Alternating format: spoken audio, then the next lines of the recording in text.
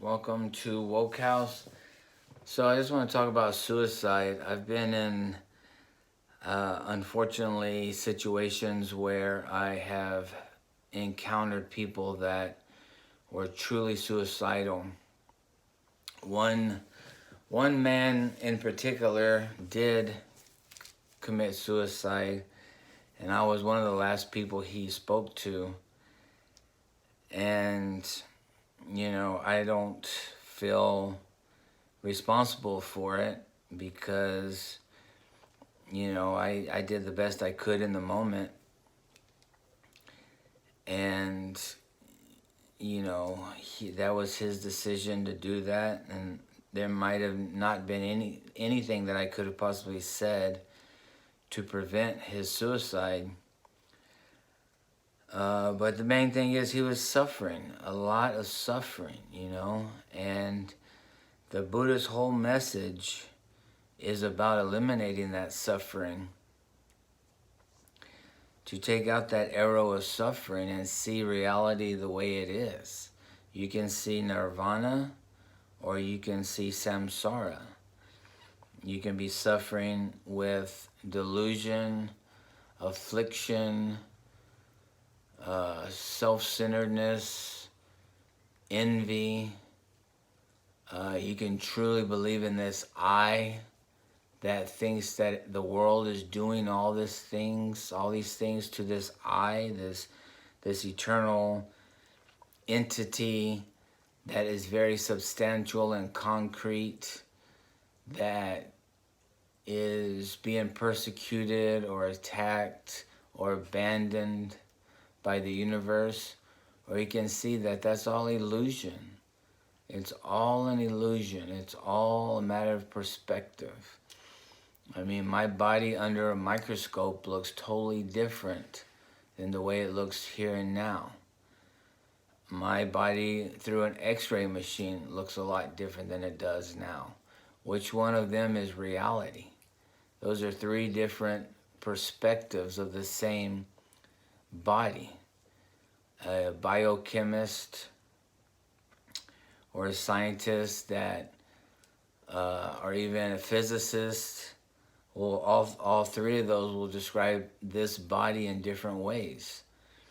And the Buddha described our reality in different ways. When we feel like we are this I, this egotistical, eternal self that has, me against the universe type of mentality, that I am the hero of my own story, and it's me against them, it's the world against me. The world hasn't given me what I wanted. The world did mean angry things to me. Therefore, I'm going to punish the world by committing suicide, or I'm in such terrible agony because these things in my life, I'm going to end this suffering. Well, from the Buddhist perspective, is like they say, suicide is a permanent solution to a temporary problem. And in Buddhism, if you commit suicide, you're creating further problems for yourself, because in Buddhism, the human birth is the most precious, hard to get circumstance in the universe. In fact, the fact that you are born a human, you've acquired so much merit, you've acquired so much good karma to be born a human, that it's almost impossible to calculate the good fortune you have to be born in this life, not only as a human, but in a place where a Buddha has taught and his teachings are still relevant. You can still hear the teachings of the Buddha. You live in a country where you can practice the teachings of the Buddha, and you have the good sense to be able to understand the teachings and put them in practice. Because as a plant, you're not going to find enlightenment. As an animal, you're not going to find enlightenment.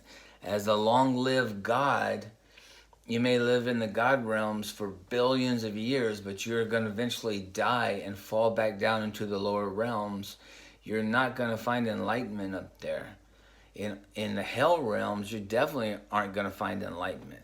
So if you're living with torment right now, and your best idea is to commit suicide, the chances are you may take that suffering into the next rebirth and be reborn in one of the hell realms until you can burn off that negative karma. But you definitely aren't going to find enlightenment down there. So only in this one precious human birth, in this time, in this place where the teachings are available, are you going to be able to hear the message and put it in practice to find enlightenment, to get off this wheel of birth and death? So you've been on this wheel of birth and death for incalculable times. You've been born in every realm there's possibly you can be born in, and you've probably killed yourself many times too. And only in this life are you able to hear the teachings and actually put them in practice to get off of this wheel, so you don't have to be in this suffering.